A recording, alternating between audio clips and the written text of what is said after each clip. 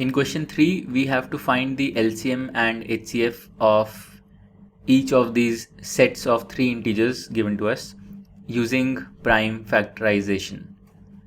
So let's start with the first set of integers, which is 12, 15 and 21.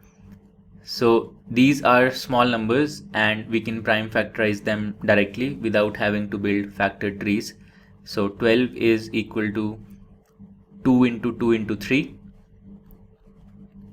15 is equal to 3 into 5 and 21 is equal to 3 into 7. Now to find the HCF is the product of the smallest power of each prime factor in the given set of numbers. So we see that only 3 is the common prime factor in the 3 integers, and 3 occurs once in each of these 3 integers. So the HCF will be 3. To find the LCM, we will take the product of the largest power of each prime factor in the set of numbers. So we see that 2 occurs twice in the first number and does not occur in the other 2 numbers.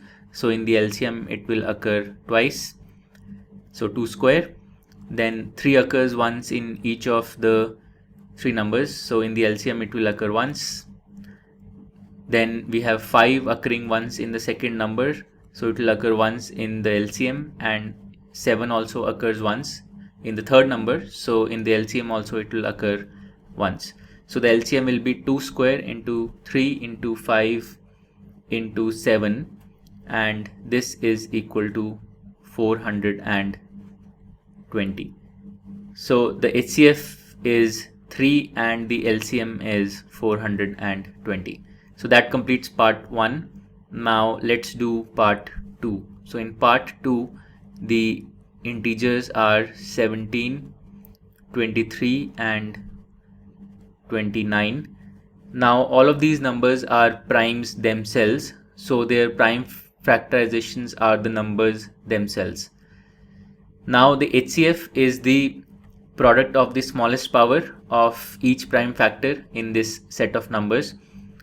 So in the HCF, none of these prime factors will occur because 17 occurs only in the first number, 23 occurs only in the second number, and 29 occurs only in the third one. So the HCF of this set of integers is simply equal to 1. Now the LCM will be the product of the largest power of each prime factor in this set of numbers. So for the LCM, we see that 17 occurs once in the first number, does not occur in the other 2 numbers. So 17 will occur once in the LCM. Similarly, 23 occurs once in the second number only and does not occur in the other 2 numbers. So 23 will occur once in the LCM. And similarly 29 occurs once in the third number and does not occur in the other 2 numbers. So 29 will occur once in the LCM. So the LCM will be 17 times 23 times 29, which is equal to 11,339. So this is the LCM of the second set of integers. So the HCF is 1 and the LCM is 11,339. So that completes part 2. Now let's look at part 3. So in part 3, the set of integers is 8, 9 and 25. Now once again, these are small numbers and we can prime factorize them directly. So 8 is equal to 2 into 2 into 2. 9 is equal to 3 into 3. And 25 is equal to 5 into 5. Now the HCF, for the HCF we see that these 3 numbers have no prime factor common. So their HCF will be equal to 1 because they have no prime factor common. And for the LCM, we see that 2 occurs thrice in the first number. It occurs thrice in the first number. does not occur in the other two numbers. So in the LCM it will occur thrice.